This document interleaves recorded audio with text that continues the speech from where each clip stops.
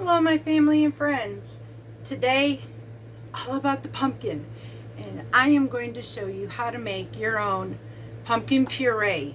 And y'all, there's a big difference in flavor and honestly it tastes better. It just does. When we make homemade pumpkin pie out of this, it always tastes better. So the topic today, pumpkins.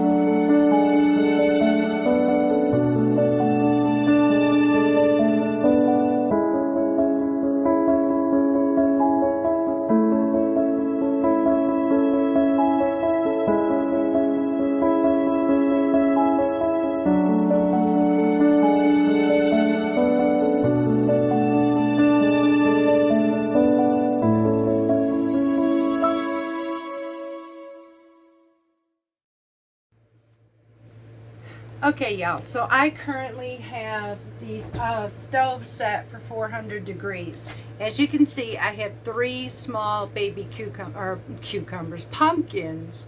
And what we're going to do is we're going to roast all of those. With this, I can actually freeze my puree.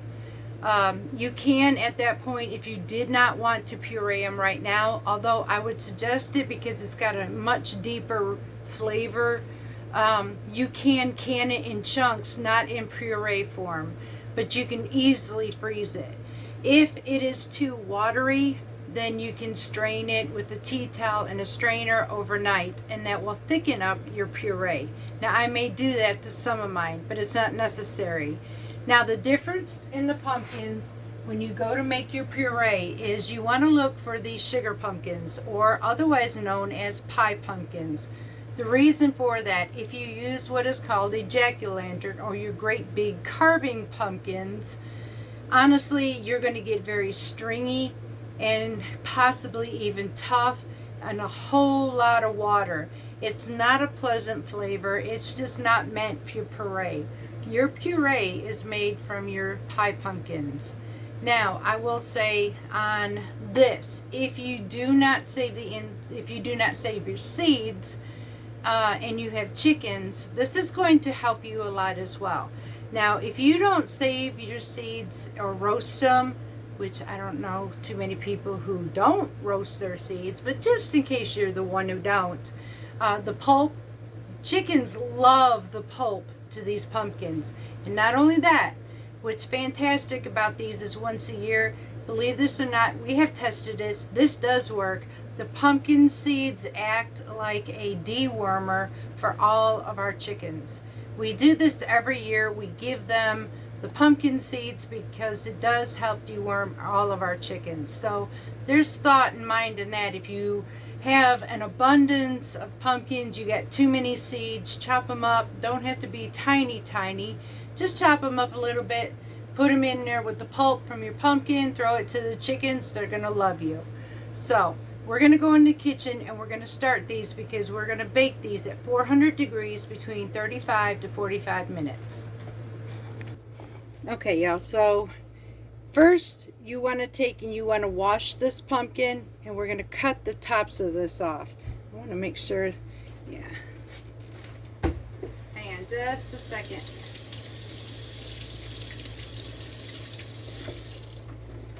Actually meant to do that beforehand and didn't. So you do want to make sure that you wash your pumpkin first. Although you're not going to keep the skins, it still transfers. So now you're going to take your knife and carefully just cut the top of this off. Yes, this is going to take some maneuvering, y'all. And then I turn it upside down. Now I'm going to take this and cut it in half.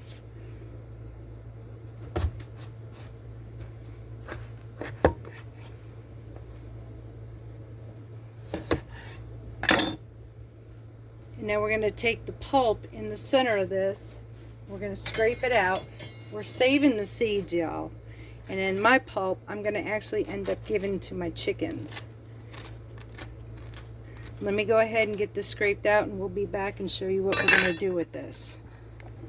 Okay, y'all, so all 3 of our pumpkins are now cleaned out. And I have the pulp reserved, and I'm fixing to go give them to the chickens.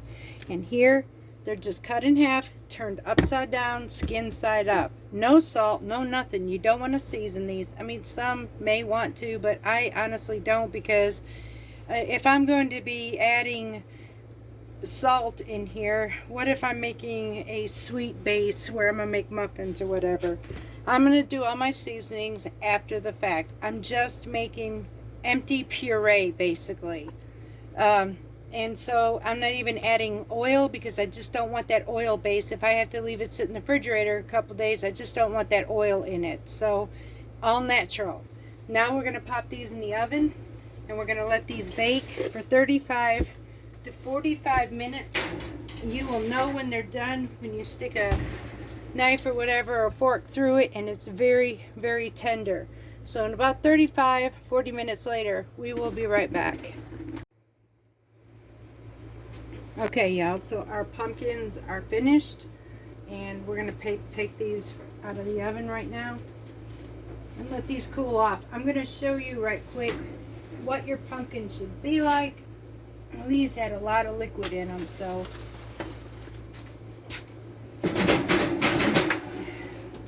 I'm going to take my knife, and it should just, like, I mean, super soft, go right up in here. So these are definitely done, y'all. Now we've got to let this cool off, because we got to peel this skin, and we got to be able to touch it to do that. So we're going to let these cool off, turn off our oven, and we'll be back, because the next step you're going to need is a food processor. I got to show y'all. So that couscous that we made homemade, y'all, this is my supper tonight. I'm making an Israeli harvest couscous salad that is out of this world. It's got my homemade couscous, chicken broth, some green apples. It's got cranberries in it. We've got thyme, we've got rosemary, we've got some salt and pepper in here, and then it's got a apple cider Dijon maple syrup dressing. It is, just say, the combination of all these flavors, y'all, are absolutely amazing. If you're interested in this recipe, let me know, and we'll do a video on this one, because this one I could see working for Thanksgiving too, or the holidays. Absolutely, yes. Y'all, look at that. Then I'm going to go sprinkle some parsley on this. I'm fixing to go eat supper while I'm waiting for these to cool off. Alright, y'all, so this is cooled off some to where it's a little bit workable to work with and touching it. I'm just going to take my knife, without getting into the pulp, just peel back this thick layering of, look at that, just right off of there. That's when you know you got a perfectly done pumpkins.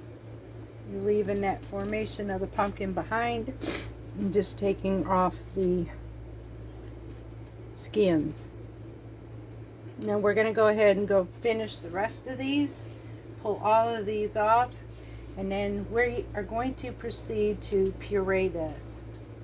So this won't take long at all, because these are coming off beautifully. So I'm going to go ahead and finish this, and when we get back I'll show you how I'm going to puree it next.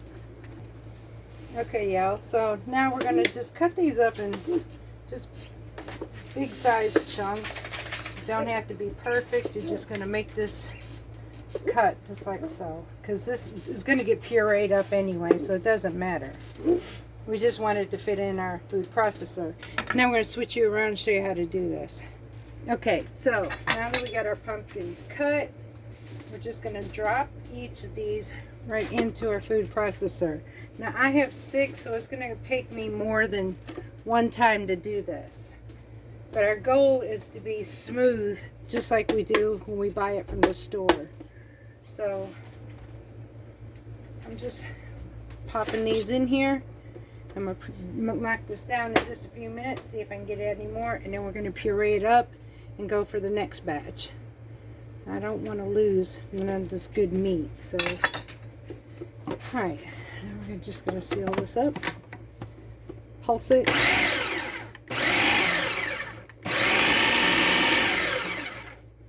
Get in a few more pieces, and then we're going to puree this all up. You do not want to add any liquid to this. It's going to create its own from the pumpkins itself anyways.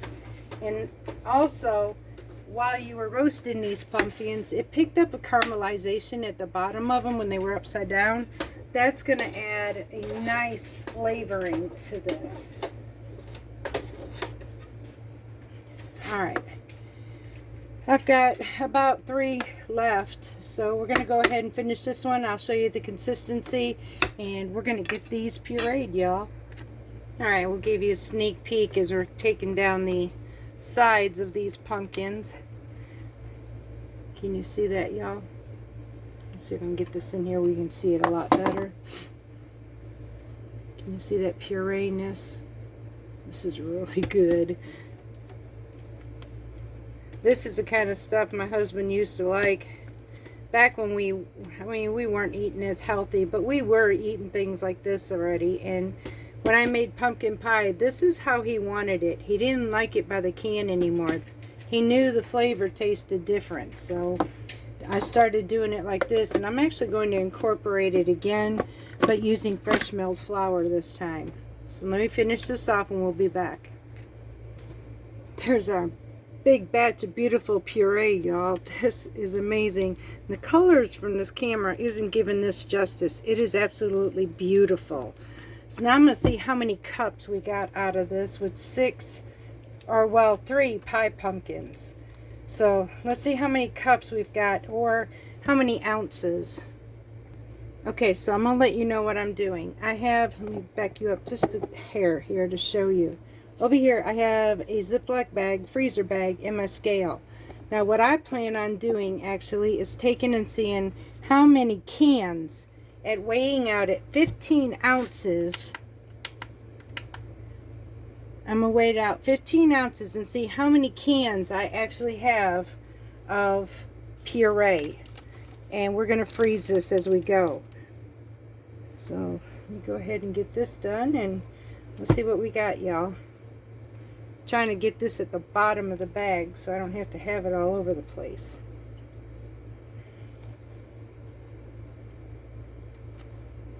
Then we're going to cut our Lord have mercy, what a mess. Hang on, y'all. Alright, that's better. So now I got something I can actually scoop with and work with. 12.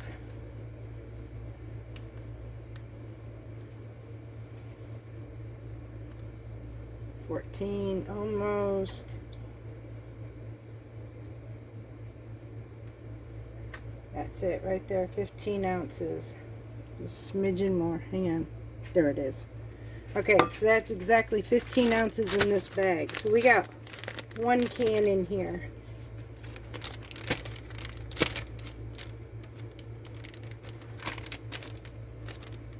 Get all the air out of it.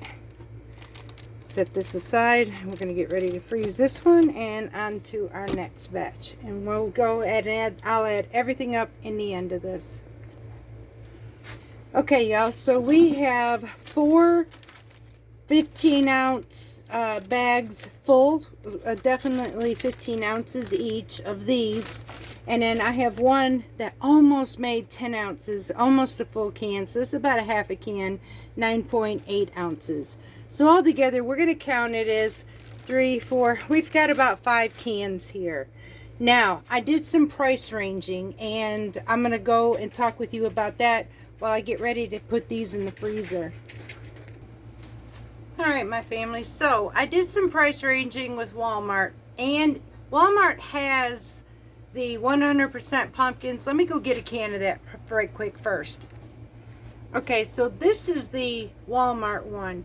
It says it has nothing but pumpkin in it. However, to have pumpkin in that versus to what I tried out of this, number one, this is way too orangey to be just pumpkin to me. as you can see, this has got kind of a yellowish color, but it's got a sweet, robust, earthy flavor. It's good pumpkin. Where this is kind of flavorless, y'all. I can't describe it. For being real pumpkin, it just doesn't taste like real pumpkin. So I don't know what they do.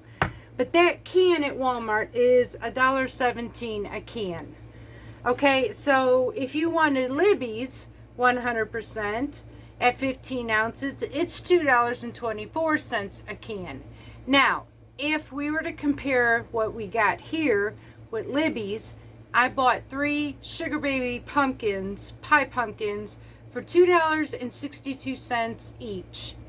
That came out to be $7.86 plus tax.